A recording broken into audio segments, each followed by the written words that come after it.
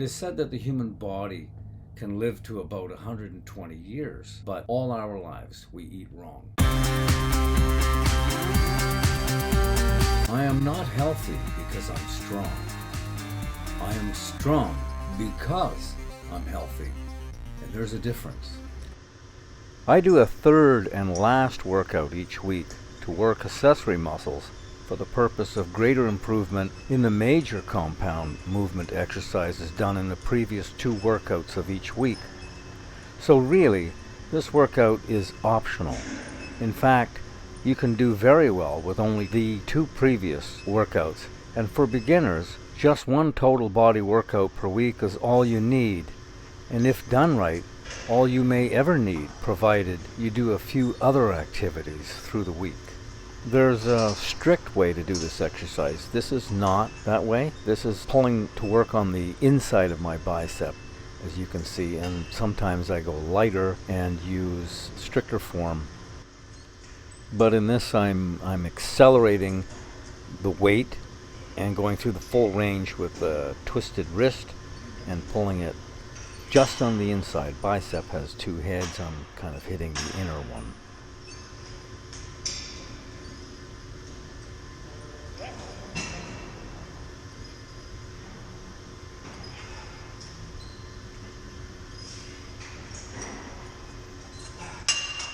Now I'll go through the warm-up routine of gradually increasing weight. This is tricep movement.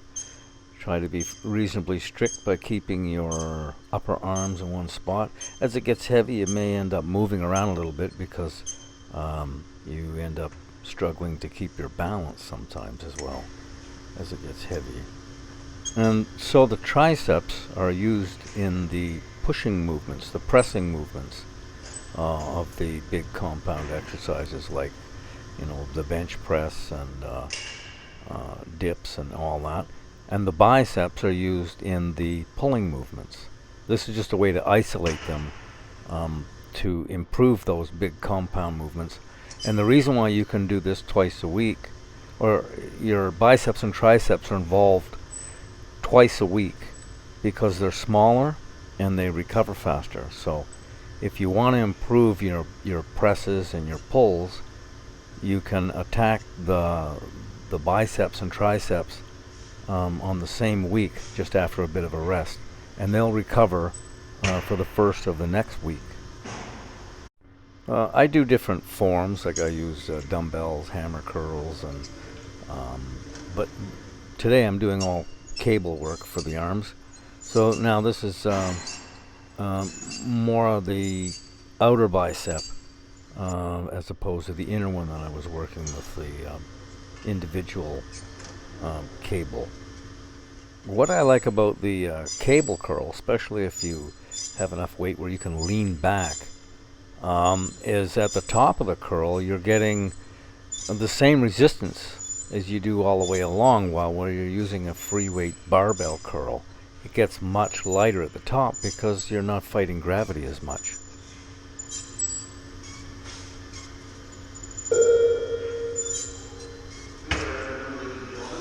This version of a tricep extension has been proven to be about 30 or 40% more effective on the tricep, probably because it's stretched so much when you're reaching behind and pulling up like this. It's very difficult, and when you use more weight, it's harder to twist your body, to pull it and get it into position. Now, once you're up there, you got to make sure that you don't hyperextend your back.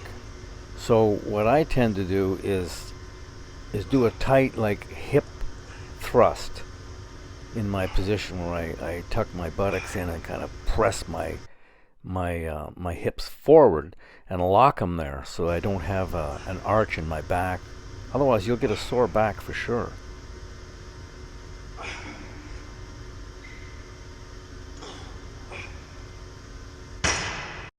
And lately I've been throwing in the side lateral raise, so I do it Monday and Friday, because it's a small muscle, and it can handle twice a week, no problem. Just give it a little bit of a workout.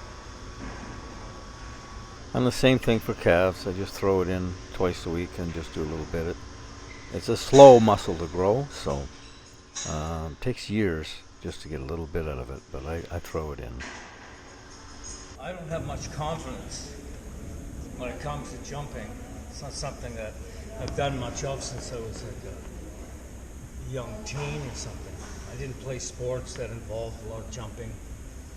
So for me to, if I can jump onto one box, I don't think of it. But 2 boxes, I begin to think about it. So what I do is I put one of these lifts in, and I jump from the lift, which I see that and I think, yeah, I can do that. Yes. So I do a few, and then I take that away.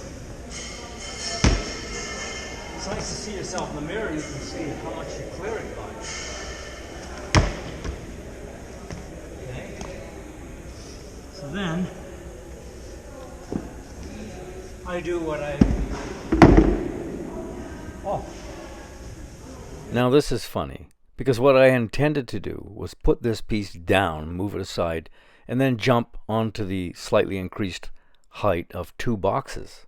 But instead, I did the opposite of the intention to graduate the jump. But I should be able to do it. I don't even think I realized my mistake yet.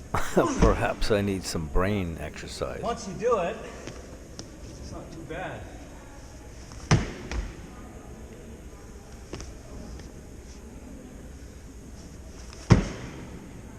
I don't think I have a lot to spare. And you can do better with a step away and a jump. You can do better. But I think it's good to incorporate a little bit of that, no matter what height range you're comfortable with. For what it does to the mind, a little bit of confidence and some athleticism. I'll show you another one. Now this one, I'm also really nervous, so I'd like to go higher than this, but it doesn't look like much. But when you haven't jumped and grabbed anything for years, if for some reason you just build this fear of missing.